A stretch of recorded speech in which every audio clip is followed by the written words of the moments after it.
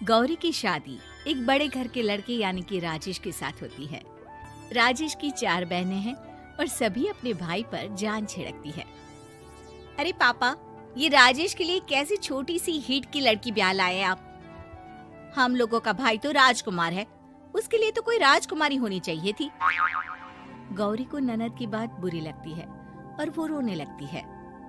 अरे क्यों गला फाड़ रही है? क्या गलत बोल दिया मेरी बेटी ने?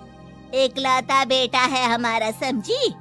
वो तो तेरे ससुर हाँ कराए थे, वरना मैं तो ना करवाती तेरी शादी अपने हीरे जैसे बेटे से। ननदे सास को भरती और सास गौरी से लड़ती। ये क्या है? तुम्हारी बहनें और माँ आए दिन मुझे खरी खोटी सुनाती रहती है। क्यों नहीं बोलते उन लोगों को कुछ? अरे क्या बोलूं? अब उन लोगों का इकलौता भाई और बेटा होना, तो वो लोग थोड़े इमोशनल है मुझे लेकर, समझा करो ना। और कौन सा वो लोग रोज आते हैं ससुराल से? माना एक साथ नहीं आती, लेकिन रोज कोई ना कोई तो खड़ा ही रहता है ना। खैर, जैसे तैसे कुछ साल गुजरते हैं। गौरी एक प्यारे से बेटी की माँ बनती है। सुनिए, हर बात पर ससुर जी से पैसा मांगना ठीक नहीं लगता। आप कोई काम क्यों नहीं करते हैं? काम तो मैंने कभी किया ही नहीं गौरी।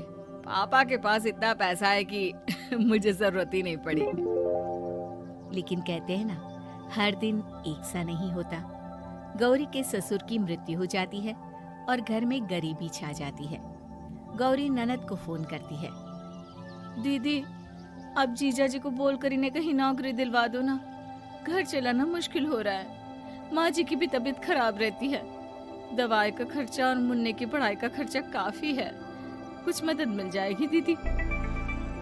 देखो गौरी, तुम तो जानती हो मेरे खुद के 3 बच्चे हैं, तो ये मत सोचना कि बात घुमा कर बोलोगी तो मैं कुछ मदद कर दूंगी। अब पति तुम्हारा है, सास तुम्हारी है, तो करना तो तुमको ही है ना। हम भी तो निभा रहे हैं। खैर, बोल दूंगी इनको। गौरी समझ जाती है। वो दूसरी ननद को फोन करती है, लेकिन माँ से भी उसे कुछ ऐसा ही जवाब मिलता है। अरे भाभी, हमारा भाई कैसे काम करेगा? वो तो राजकुमार है। बस आप जरा माँ का ख्याल रखो, उन्हें कोई तकलीफ मत होने देना। बाकी करते हैं बात आराम से। गौरी के सामने संकट आ जाता है कि वो कैसे अपना परिवार चलाए। ना पति काम करना चाहता है और ना ननदे मदद। फिर एक रोज गौरी की सहेली कहती है, गौरी, मैं ना एक फैक्ट्री में काम करती हूँ, तुम्हारी परेशानी समझ सकती हूँ। क्यों नहीं तुम भी मेरे साथ वहाँ काम करती? अरे लेकिन मुन्ना तो छोटा है ना। तो क्या हुआ, तेरी सास और पति तो घर पर ही हैं, वो लोग संभाल लेंगे। तू चल मेरे साथ। गौरी ने अब काम करना शुरू कर दिया था, लेकिन उसका सपना अपने बेटे को अच्छी शिक्षा देने का था। गौरी अपने भाई से कहती है, भाई, आपके बच्चे जिस स्कूल में पढ़ते हैं उस पर मेरे गौरव का भी एडमिशन हो सकता है क्या? अरे कैसे बात कर रही है गौरी? जितना तू कमाती है उतने में तो तेरा घर भी नहीं चलता। तू कहाँ इतने महंगे स्कूल का सपना देख रही है? लेकिन गौरी भी ठान लेती है कि वो किसी न किसी तरह अपने बच्चे को अच्छे स्कूल में पढ़ाएगी। माँ जी, ये मेरे गहने हैं, मैं बेच रही हूँ। गौरव का कल एडमिशन है। अरे वो तो ठीक है गौरी, लेकिन आगे की फीस कैसे मैनेज करेगी? और ज्यादा मेहनत कर लूंगी माँ। गौरव कुछ बन गया तो हम लोगों के सारे दुख दर्द दूर कर देगा। गौरी, हम लोगों ने तुझे गलत समझा, लेकिन तू ही थी जो ये घर लेकर चल रही है, वरना कब की अलग हो जाती। गौरी सास की ओर मुस्कुराकर देखती है। आप भी तो मेरा साथ दे रही है ना। अरे कभी खाने में अंडा या मुर्गा भी खिला दिया करो। क्या रोज रोज पत्ता खिलाती रहती हो? अरे शर्म तो आती नहीं, सारा दिन बहू काम करके पैसे लाती है, खुद तो कुछ करता नहीं, ऊपर से मुर्गा खाना है इसको। गौरी अपना घर चलाने के लिए तो पर्याप्त पैसे कमा लेती है, लेकिन बेटे के महंगे स्कूल, कोचिंग और उसकी डिमांड पूरी करने के लिए उसे लोगों से पैसे उधार लेने पड़ते। माँ, मुझे जूडो कराटे की ड्रेस चाहिए, मैं घर के कपड़ों में क्लास नहीं अटेंड करूँगा। और क्या, बिल्कुल, घर की भी कोई ड्रेस होती है क्या? मैं कल ही ला दूंगी। बच्चा, तू बस मन लगाकर पढ़ाई किया कर। उसके जाने के बाद कहाँ से लाएगी पैसे ड्रेस के? माँ वो पास वाली चाची से कुछ पैसे उधार लूंगी।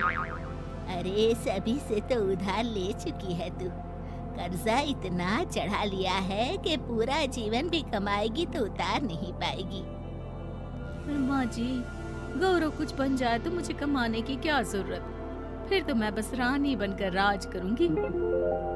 एक दिन गौरव कहता है, माँ मेरी नौकरी लग गई है, वो भी अच्छे पैसों में। अब हम लोगों के बुरे और दुख के दिन जल्दी खत्म हो जाएंगे। गौरी की खुशी का ठिकाना नहीं होता। वो सास के फोटो के सामने हाथ जोड़ती है कि उसका पति उसे कहता है, देखा गौरी, तेरी तपस्या खत्म हुई।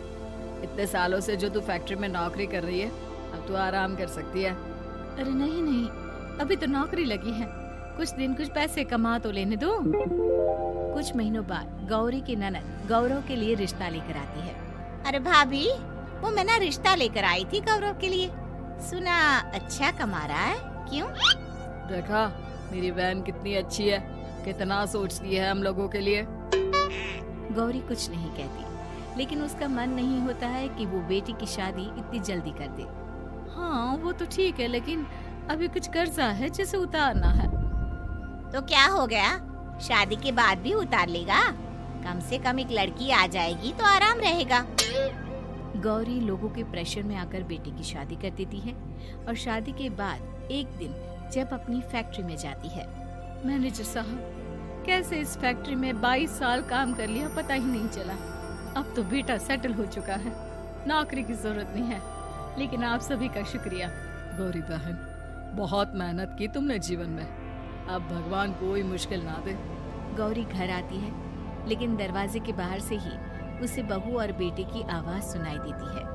क्या है, तुम्हारी माँ ने तो सोचा भी नहीं कि जो कर्जा वो ले रही है खुद की अय्याशी के लिए, वो हम लोग क्यों भरे? उनका कर्जा है वो देखे। हाँ लेकिन क्या करूँ, माँ को छोड़कर रह भी तो नहीं सकता ना। अरे रह नहीं सकती तो क्या करोगी? पूरी जिंदगी उनका कर्जा चुकाते रहोगे?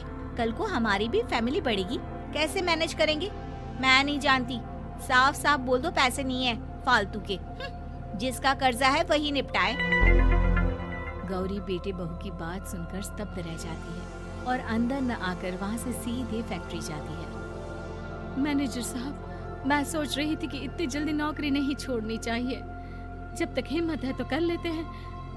वो मेरा इस्तीफा ना वापस कर दीजिए। ये बोलकर गौरी की आंख लाल हो जाती है। मैनेजर समझ जाता है कि गौरी की उम्मीद टूट चुकी है। वो उसके हाथ में इस्तीफा रखकर कहता है, कर्जा माँ का है तो माँ ही चुकाएगी। माँ का कर्जा आज तक क्या कोई चुका पाया है?